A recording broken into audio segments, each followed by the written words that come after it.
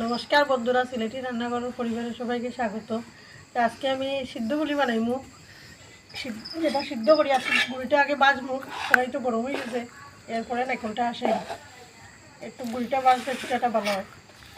আমার তো গুড়িটা বাজা হয়ে গেছে।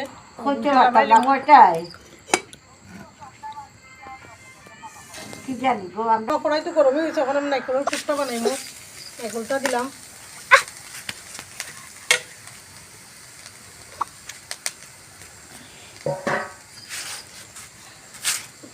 চিনি দিলাম।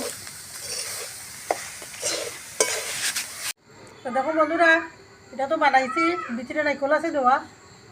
এটা কেউ এটার কাজ করার কেউ করেও না, আমি একটু কাজ করিয়া দিলাম, দেখতে সুন্দর লাগে।